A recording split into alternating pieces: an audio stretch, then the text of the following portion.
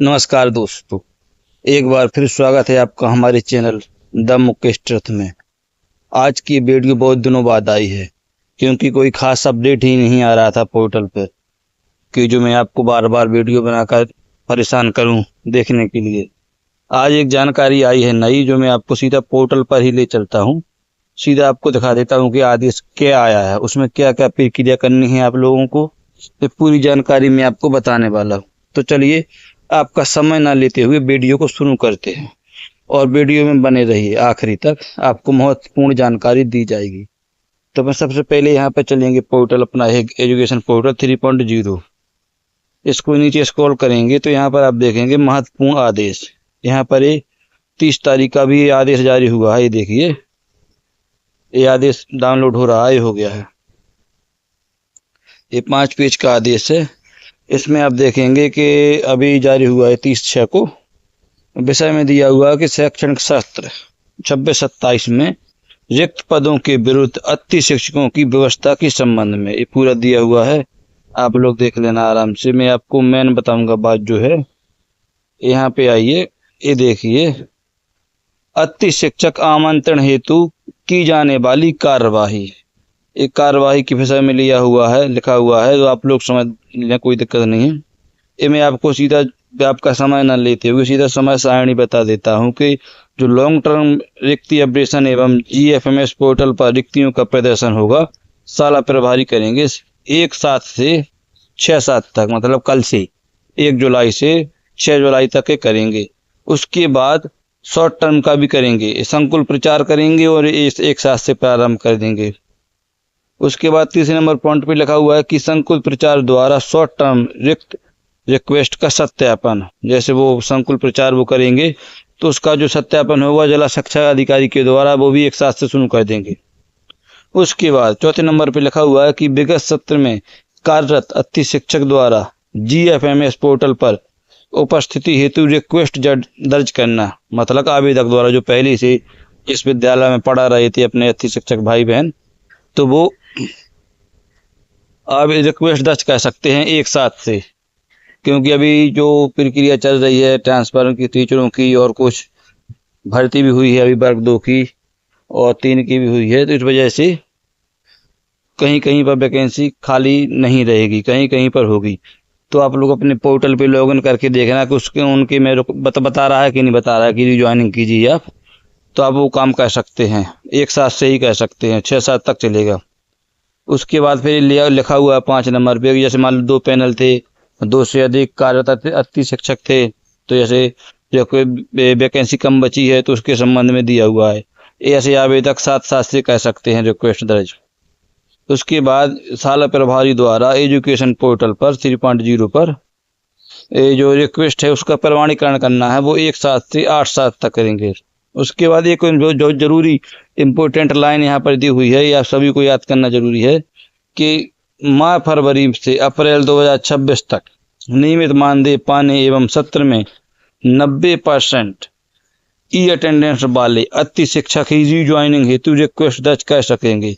मतलब जिन्होंने फरवरी से अप्रैल के बीच में जो ई अटेंडेंस का है वो 90% लगाई होगी, और उन्हीं को रिज्वाइनिंग का मौका मिलेगा, बाकी नहीं मिलेगा।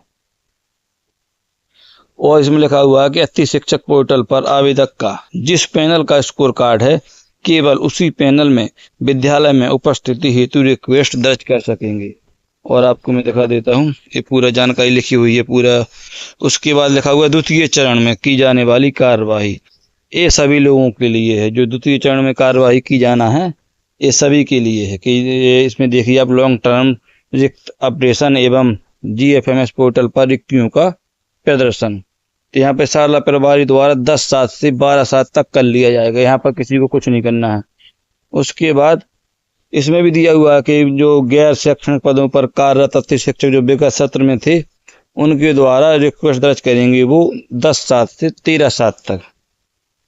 इसमें भी वही सब प्रक्रिया जो पैनल में था कि जैसे 2 थे 3 थे, अब वो कम हो गए वैकेंसी, तो उसका रिज्वाइनिंग वाला सिस्टम ही अलग है, 14/7 तक चलेगा। इसके बाद इसमें भी लिखा हुआ है कि जो रिक्वेस्ट का प्रमाणीकरण किया जाएगा वो 10/7 से 14/7 कर। उसके बाद फिर देखिए साला विकल्प चयन कार्यवाही, ये जो इम्पोर्टेंट है, ये सभी के लिए है। मैं आपको को साफ साफ दिखा दे रहा हूँ कि साला विकल्प चयन प्रक्रिया हेतु रिक्तियों का प्रदर्शन 15/7 को होगा। इसमें ये निश्चित नहीं है, अभी ये आप सबको पता है कि जो सरकार है पोर्टल चला रही है, इसमें कुछ ना कुछ कमियां आ जाती हैं, तो फिर डेट पे डेट बढ़ाते जाते हैं। इस पे उन्होंने भले ही लिख दिया कि 15/7 से होगा, लेकिन वो 1-2 बार इसकी डेट जरूर बढ़ाएंगे। चलिए इसमें देखते हैं आगे क्या लिखा हुआ है कि इच्छुक आवेदकों द्वारा साला विकल्प चयन करना, ये 16/7 से 18/7 तक, 2 दिन में थोड़ी ना हो जाएगा, इसमें टाइम लगेगा, इसमें बढ़ाई जाएगी डेट। उसके बाद साला विकल्प चयन के आधार पर मेरिट क्रम में साला आवंटन 21/7 को बता रहे हैं, इसमें आगे डेट बढ़ेगी, कोई दिक्कत नहीं। उसके बाद आवंटन होने के बाद अति शिक्षक को दी गई साला हेतु GFMS पोर्टल पर आवंटित द्वारा उपस्थिति हेतु रिक्वेस्ट दर्ज करना 21/7 से 23/7 तक करेंगे। इसमें भी वही प्रोसेस है कि एक्सेप्ट करना, रिजेक्ट करना साला प्रभारी द्वारा, वो अलग करेंगे 21/7 से 24/7 तक। उसके बाद साला विकल्प चयन की कार्रवाई, ये दोबारा पॉइंट दिए हुए हैं, ये सेकंड राउंड है, ये थर्ड राउंड, कुछ समझ में नहीं आ रहा है। इसमें भी दिया हुआ कि 25/7 को फिर रिक्तियों, मतलब ये सेकंड राउंड ही होगा, जितना बचेगा उसका 25/7 को फिर दिखाएंगे। वो जैसे कोई ज्वाइन नहीं करता है, इसका नाम आ गया, उसने ज्वाइन नहीं किया, रिक्वेस्ट नहीं भेजी, कोई भूल गया तो 25/7 को फिर। उसके बाद इच्छुक आवेदकों द्वारा साला विकल्प चयन 26/7 से 28/7, 2 दिन का फिर से शुरू करेंगे वो। उसके बाद फिर मेरिट में जो साला का आवंटन होगा वो 30/7 को होगा। उसके बाद फिर रिक्वेस्ट भेजना भी 30/7 से 31/7, 2 दिन का कर देंगे। और फिर रिजेक्ट और एक्सेप्ट करने का ये 30/7 से 31/7। और ये सामान्य निर्देश बाहर दिए हुए हैं नीचे की तरफ कि जो पूरी प्रक्रिया है वो ऑनलाइन होगी, लेकिन इसमें पारदर्शिता बिल्कुल नहीं रहती है। जिसमें सिलेक्शन जिसका होता है, अभी तक का जो पोर्टल था, जिसका सिलेक्शन हुआ है उसी का सेप आता था कि आपका इस साला में हुआ, जिसका नहीं हुआ था उसके में इस प्रकार से प्रदर्शित होता था कि आपका स्कोर कार्ड कम होने की वजह से आपका कहीं पर भी नहीं हुआ है, और बस कहानी खत्म। उसको अभ्यर्थी को पता ही नहीं चलता था कि वेटिंग में है, कौन से स्कूल में 1 नंबर वेटिंग है, कौन से स्कूल में 2 नंबर वेटिंग में है, कुछ उसे पता ही नहीं चलता था। ये अब देखते हैं इस बार पोर्टल में किस प्रकार से उन्होंने चेंजिंग की है, कुछ किया है कि जो वेटिंग भी बताए, तो आगे चल के ही पता चलेगा। तो आप लोग जो पुराने अति शिक्षक हैं वो लोग जा कर के पोर्टल पे कल से जा कर के देखते रहें, और अगर आप किसी रिक्वेस्ट जाए तो रिक्वेस्ट भेजने की ज़रूर भेज दें। अपना पोर्टल लॉगिन करें, उसमें देखें कि आपको रीज्वाइनिंग का ऑप्शन आ रहा है कि नहीं आ रहा है, तो 1-2 दिन बाद ट्राई करते रहें। 7 तारीख तक का समय उसमें रीज्वाइनिंग भेजने का। ये देखिए, ये आवेदक द्वारा विगत सत्र वाला 1/7 से 6/7 तक, तो 6 दिन आपके पास रहेंगे, 7 दिन। तो आप लोग डेली खोल के देखते रहना कि आपके में रिक्वेस्ट भेजने का ऑप्शन आ रहा है कि नहीं आ रहा। अगर जिसके में रिक्वेस्ट भेजने का ऑप्शन नहीं आ रहा है तो मान लीजिए आपके यहाँ पर वैकेंसी खाली नहीं है।